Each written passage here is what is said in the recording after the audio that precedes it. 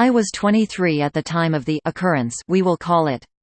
At this point in my life, I was living in Edmonton, had just left a toxic job, and was living out of hotels, as our apartment had water damage from a burst pipe and we were evacuated.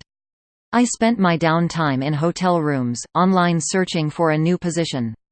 I was somewhat desperate, since I quit my last job before finding another. I was at the point where I would take basically anything to get me by until I found a job I really wanted to do. I applied on Kijiji, like Craigslist, to companies recruiting receptionists, but wasn't having much luck. Finally, I received a call from a man who owned a small engine repair shop, who needed an assistant to help organize the front end and answer phones. It wasn't something I wouldn't normally jump on. I typically work in healthcare, but as I said, desperate times. I agreed to meet him that day at a restaurant for drinks, which I thought was somewhat unusual. When I was about to leave, he texted me saying to meet him at his shop instead. I thought that would be more appropriate. When I arrived at the shop and walked in the door, I was slightly disgusted. The shop was tiny and absolutely fucking filthy. Papers were strewn all over the floor and they were covered in dirt. There was food and beer bottles around, basically it was in disarray. I was feeling a little uncomfortable and majorly overdressed. I wore a nice business dress, with cute heels and simple jewelry. I was greeted by a man who had an appearance similar to that of his shop's office. He was wearing a dirty, torn-up wife beater, a gold chain and he was covered in tats. Beer in hand, he reached for my hand to introduce himself. He finishes his beer, and runs back to the fridge behind the front desk, and pulls out 2 more. "Want one?" he asks. I respectfully declined. In the back of my mind, I knew it wasn't a good idea. I know some of you are thinking red flag, but in Alberta, people drink a lot. Not saying it's necessarily normal to drink on the job, but in this line of work, it may be more common, so I didn't feel threatened.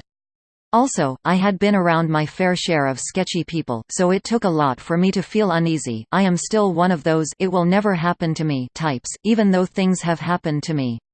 He then started talking briefly about what he would need from me as an assistant.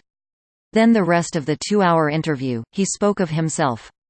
I will give you a brief summary of the topics we discussed: how hungover he was, how much blow he did the night before, how his girlfriend sucked another guy off and he asked him how'd my dick taste, and how he liked my blue eyes. He mentioned that he kinda wanted to hire me, but felt I was too stuck up. By this point, I was starting to become aware of the situation I was in, and was feeling uneasy. Not to mention the way he looked at me the whole time was unnerving. I know most people may have left by now, but I am painfully polite Canadian and hate being rude, even if it's warranted. I made sure to inform him that I was meeting my boyfriend right after the interview. He asked to give me a tour of the shop in the back, and that was scary. We were the only ones there, and this guy was definitely a sketchy dude. Not to mention he was twice my size. I told him it was getting late and that I needed to go, but thanked him for his time. He said he would contact me soon, as he may need me as early as the next day to begin work. He seemed annoyed that I was leaving, but I had been there 2 hours too long, so I booked it out of there. A couple weeks later, still jobless, I was searching on Kijiji for jobs when I came across an ad with the title "Ladies Beware, Small Engine Repair Hiring Assistant." I immediately noticed that it was the one I interviewed at, so I clicked the link.